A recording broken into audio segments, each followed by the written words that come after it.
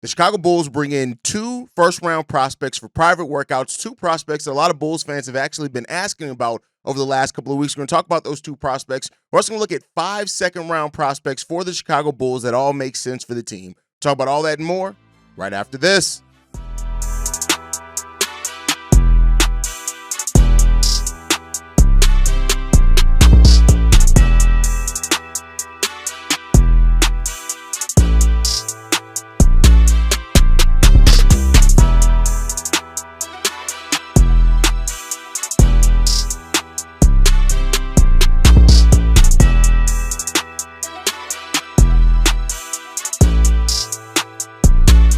What's going on, Bulls fans? Welcome to another episode of Chicago Bulls Central, your number one spot for everything Chicago Bulls related. I'm the host, Derek Hayes, but more importantly, you guys can follow the channel at Bulls Central Pod on every social media platform we happen to be on. With that said, let's go and get into this content for today, y'all. And the Chicago Bulls are working. I said, even though I did think this was going to happen a couple of weeks ago, but I did say look for the Bulls closer to the draft to get in a couple of more private workouts with some candidates that are more slated to be around their draft area. There's been a lot made about how the Chicago Bulls haven't really had a lot of projected first-round pick talent in to have private workouts with, but that's starting to change. It changed initially kind of with Asa Newell and Drake Powell. They were the first guys that the Chicago Bulls brought in that were slated to go somewhere in the first round, even though kind of lower than where the Chicago Bulls are picking at. But the Bulls now have brought in both Carter Bryant and Danny Wolf in for private workouts as well. And I think these are 2 prospects we've talked a little bit about making sense for the Bulls. Now, Danny Wolf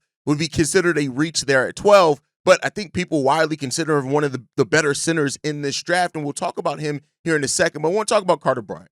Carter Bryant, I want to start off with just because of the youth that he has. Now, he's a prospect that we covered kind of more heavily a couple of weeks ago, but he brings in that prototypical 3-and-D style player with being a shot blocker, already has really good rim protection. His off-ball and on-ball defense are really good when it comes down to it as well. And I know people are already going to say, but Hayes, is this not Patrick Williams? And we're going to tell you that, and I say this a lot here during the draft process, is that what the Bulls were looking at in Patrick Williams as far as skill set has never been the problem. The problem with Patrick Williams is his own mentality and his desire and drive to be great. That's the thing that held Patrick Williams back. Drafting Patrick Williams for the skill set that he showed was not the problem. And so, yeah, you do have players that like a Carter Bryant that you can look at and you can try to compare to P. Will as far as, not necessarily having the most amazing college stats and things like that. But Carter Bryant, mentality-wise, is not even – he's nowhere close to how passive that P. Will is, not in my opinion. And I think that he's a lot more aggressive player. I also think the shot blocking is more legitimate there. His rebounding skills a little bit more legitimate there as well. I think that Carter Bryant, if the Bulls were to draft him, they have a pairing with Matas Buzelis in mind, right? Carter Bryant is the type of player that if you're going to keep Josh Giddey and Koby and you're going to have Matas, Carter Bryant is one of the players that makes the most sense as far as if you plan on keeping this thing the same. Now, that is a question and a fair question that many Bulls fans, especially with all the trade rumors surrounding Kobe White, is that are the Bulls even looking to keep those 2 players together? And that's a fair question if you want to have that. But Carter Bryant being a player that came off the bench, and no, I don't want to hear nothing about players coming off the bench. Zach LaVine came off the bench. There's other players that came off the bench. They ended up turning into pretty damn good NBA players, right? Carter Bryant, legitimate size. He has the wingspan that the Bulls like to look at as well. His 3-point shooting seems legitimate at 37% in college, even though he only took 2.8 per game. But he has a lot of the rawness that you're looking for. And Arizona is the type of team that the way that Arizona coaches is that, everybody's going to get their role. Everybody's going to get their shots, but it's not going to be like one player getting the most out of that. And especially with Carter Bryant being a freshman coming off the bench, I think that Carter Bryant has really good skill set here. Now, I'm not going to act like it's all good. It is some concerns there as well. Like, what is the baseline skill for Carter Bryant is really enticing, right? The 3-and-D, the on-ball, off-ball defense, the shot blocking, the rim protection that he could bring there as well is really good. When you average 1 block per game in 19 minutes, that shows that you can have that. I mean, that at least projects almost 1 block and 1 steal per game at 19 minutes per game. That projects out pretty well, but that's where some of the problem does lie in at, is that a lot of what Carter Bryant is, you're projecting if he has a larger role. And that doesn't always work out that way, right? Like, And so while Carter Bryant doesn't have like the P. Will mentality, there are some things there that are concerned as far as what is Carter Bryant going to be able to develop to when he comes. Is he going to be able to come a 25, 28, 30 minute a game player in the NBA? And what does that look like? He also does not self-create. He doesn't create for himself at all. He can't create his own shot at all. But with the passers that the Chicago Bulls have and Josh Giddey, even Koby White creating off drives, I think that there's a little that concern there is not as great. But I will say, okay, there's a little bit of concern for that too. Is how point guard dependent is he going to be into his NBA career? And that's a fair question. I think many people are going to ask with Carter Bryant as well. But I think that he understands when to cut to the basket. I think he slashes pretty well also. I think that he also is one of those players who does not get into foul trouble at all. Now, he didn't play a lot of minutes, but he doesn't have a lot of foul per minute capital when it comes down to that. So that's something that you're looking at when it comes to Carter Bryant. I like Carter Bryant if the Bulls were to draft him at number 12. Question is do the Bulls want to draft somebody that they just like, or that, fans just like, or that they love, right? And maybe the Bulls are in love with Carter Bryant and his skill set there. We'll see. But Carter Bryant is a legit top 10 talent in this draft. And if he were to fall to 12 to the Chicago Bulls and they take him, I think that is an investment not only in Matas, but also an investment in the type of player that pairs well with Josh Giddey. And that's reportedly what we've heard that the Chicago Bulls are looking at in this, is that they're looking at players that fit the style, that fit the scheme, and the personnel that they still have here. Just heard a couple of days ago that the Bulls are looking to move off of like Vooch and P. Will if they can, so that they can build a style more around kind of what Josh Giddey plays like. And that does not mean that Koby White's not a part of that either, but we shall see what happens with that one. Carter Bryant is a very interesting prospect in here.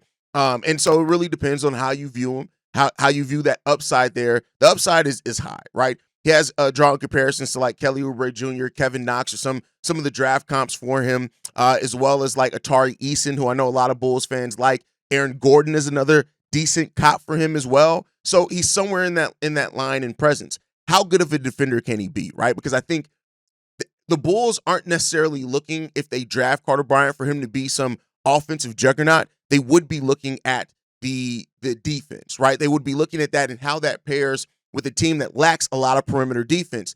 I think that Carter Bryant is shaping up to be a player that can guard 2 or 3 positions in the NBA, maybe more as he grows a little bit more too.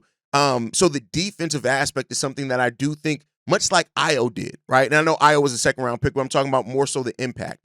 Io made an impact defensively first and then found his way offensively in the Chicago Bulls over as his role increased. I could see Carter Bryant being that too, a player that his defense is what gets him on the court initially for the Bulls, and then he grows outside of that. So look at Carter Bryant. It's a guy that I think it makes a lot of sense for the Bulls to be looking at here. I said it before that I was surprised. He's typically somebody that, with the way that AK is drafted historically, he makes a lot of sense for that.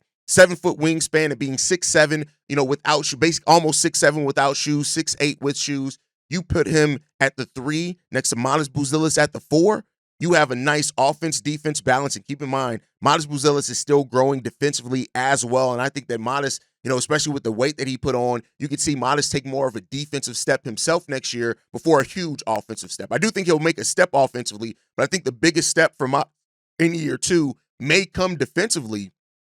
And so if you have those two things and Matas turns into a decent defender with Carter Bryant eventually turning into a plus defender, that really solves some of the defensive woes that you have on your team. Doesn't do a lot for the center position, but it does do something for the having the interchangeable 3-4, which the modern NBA is really going to. So let me know what you guys think on Carter Bryant being there, a player that the Bulls have recently worked out and brought into drafts. The next one, though, Danny Wolf. Now, Danny Wolf was initially slated to be somewhere between like 16 and 18, right? Right outside that lottery, but not close after the lottery. If you look at some mocks now, Danny Wolf has been rising up. The Ringer in their most recent mock actually has Danny Wolf going number 11, right? If you look at NBA mock draft, NBA draft.net, which I told you guys before is one of my preferred mock drafts to look at, who by the way have the Bulls drafting Asa Newell right now. We'll get into that more in a second, right? But if you look at Danny Wolf and what he brings potentially, they have him though going into the second round at number 31. I don't know what NBA draft.net knows that other people don't, but Danny Wolf is a player that has been rising up some mocks. And the thing with Danny Wolf is that everything offensively that you need, he brings. The problem is not a lot of defense there that he brings. But if you're looking for somebody who is kind of a more modern version of Vooch. And I know people are going to get a little bit triggered by that, but I mean in the fact of everything that Vooch does well, Danny Wolf does well in those places, but more in how it fits in the modern NBA game, meaning that he can play at a faster pace. I'm not saying that he's the most athletic run and gun center or anything like that, and the Bulls aren't playing run and gun. We're playing with a quicker pace, but I think that he finishes well around the rim. He has positional versatility in what he can play and what he can guard. He ball handles really well. I think his ball handling is even better than Nikola Vucevic's for sure. And he has really good foot movement, things like that. I could see him being a player that AK likes. 6'11", I think, without shoes. He had that 7'2" wingspan, so he has legitimate size as well. Keep in mind, the Bulls passed on Walker Kessler to go for Dalen Terry, right? So you're looking at that.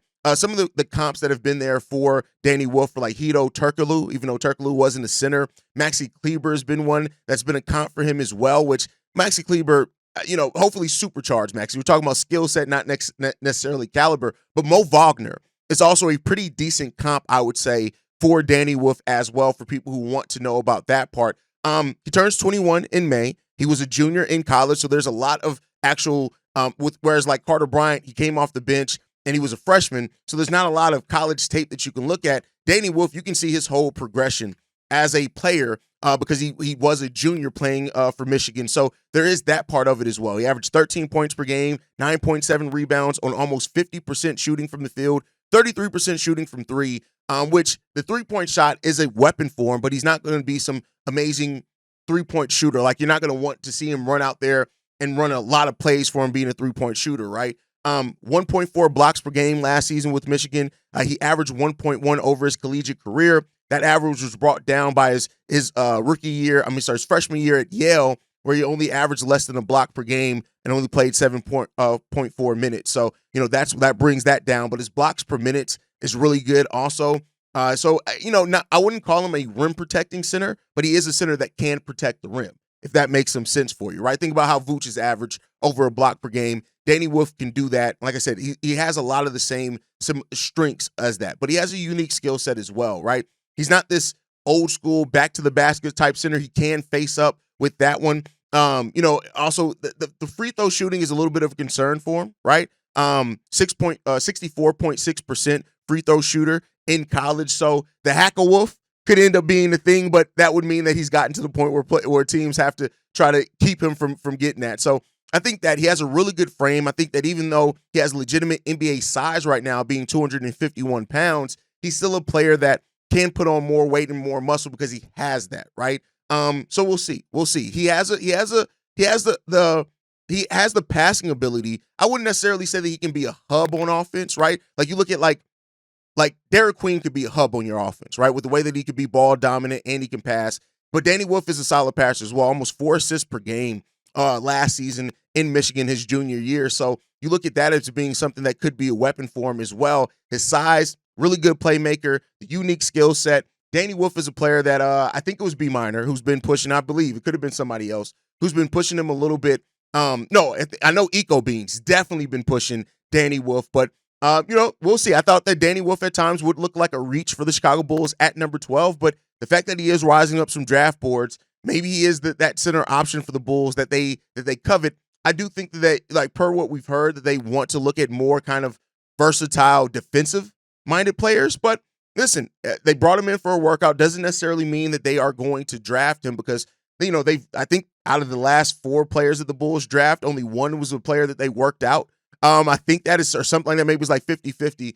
So we'll see what happens with that when it comes down to it. But the Bulls and bringing in Danny Wolf, bringing in Carter Bryant, that makes a lot of sense for this team as far as like I said, Carter Bryant is the type of player that AK has typically liked to draft, right? The wingspan, the defensive ability, the 3-and-D ability. Danny Wolf is a center that I think brings in some of what you need offensively, not necessarily defensively. But if the Bulls are expecting Matas Buzelis to take a step defensively, you get Ayo Dosunmu back. Maybe that's why they're not necessarily looking as much at defense. But if you look at who they brought in as far as first-round prospects, Danny Wolf is the player that probably lacks the most on defensive. Carter Bryant, defense. Asa Newell, defense. Drake Powell, defense. So, that's what you want to look at. But hey, they brought in Danny Wolf for a private workout. We now get to see, as we are we're only 5 days away from the NBA draft. We'll get to see sooner rather than later who the Bulls actually do draft, who they bring into their building. And I can't wait because I'm tired of talking about a bunch of what ifs and possibles. I can't wait to just talk about who the Bulls draft, how they're going to fit in, and then we can try to figure all that out in the minutia there. So let me know what you guys think of those two guys and what that could possibly mean for the Chicago Bulls if they draft either one of them. Who do you like most out the two? Who do you think's the better fit for the team? Let me know what you guys think on that down below. And overall, out of the 4 first-round picks, projected first-round picks that the Bulls have brought in, Carter Bryant, Asa Newell, Drake Powell, Danny Wolf, who's out of those, if the Bulls were to pick out of those 4 players, which one do you like the most? Which one do you think has the highest ceiling? Let me know that down below. But with that said, a lot is still going on and still needs to be determined in the second round of this draft, where the Bulls do have a second-round draft pick. Now, before a lot of players fell out of the draft and they decided to go back to college or go back overseas and they're going to re-enter the draft next year, this second round of this draft was slated to be a very deep second round of the draft. Now, some of that has changed, right? As far as players going back, and now you're not necessarily getting the depth that you would have before. But I do want to talk about 5 players in the second round that have skill that can translate to the NBA right away. And I mean right away.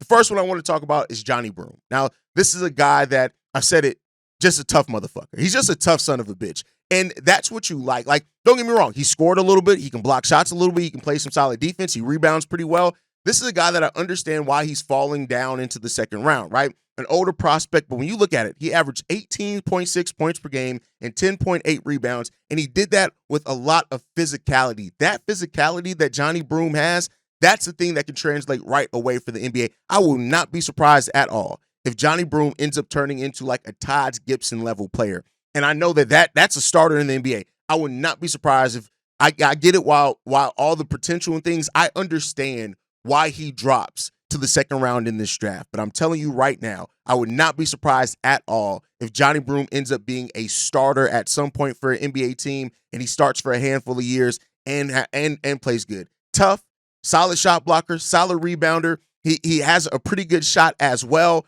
He's physical. Those are things as far as the NBA we're seeing going, right? The biggest downside to him is his age. He's 23 years old, stepping into the NBA. And that's, I think, one of the things that is hurting him the most when it comes down to it. But for a 6'10" big man that could do a lot of things, that has a high floor, this is a guy that I would love. If the Bulls can draft him in the second round, I think that would be an amazing pick there.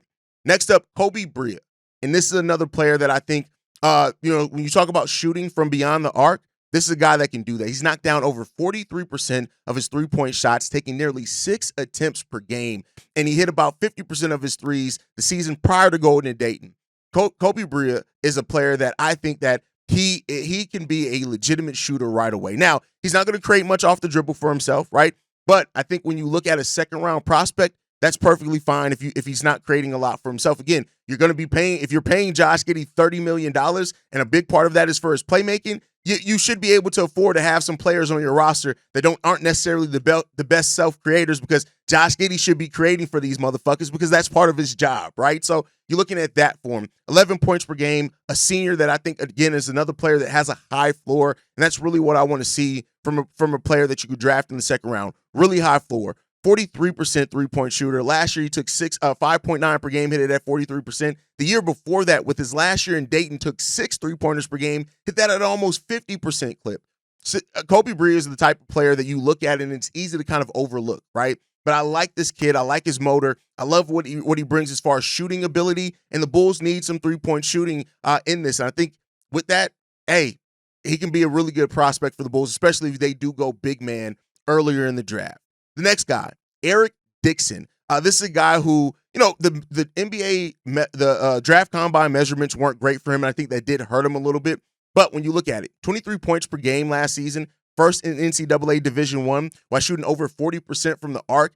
Listen, that is a guy that I think he's an undersized power forward. He's 6'8", but his strength, the footwork, the feel for the game that he has, this is another guy that I think that you get on your team, and if he ends up being on the back of your bench, I think that he can do wonders for you when it comes down to it. I really like this guy. I like his motor. I like what he brings to the court. I think that he's a guy that has, again, a high floor. And that's really what you're looking at for, is very high floors. To me, that's what I'm looking for. 5.1 rebounds per game, 45% shooting from the field, 81% free throw shooter as well. And as a big man, you like that, right? Because if he does, as you're playing physical, and that is part of his game, is that physical play, he's going to get hacked some. He's going to get fouled some. And so if he can hit that free throw at a decent rate, that's really what I think you want to see from a player like him. I love him. He's a player that I really have come to like a lot over the last couple of weeks and looking at second-round draft picks. I like him.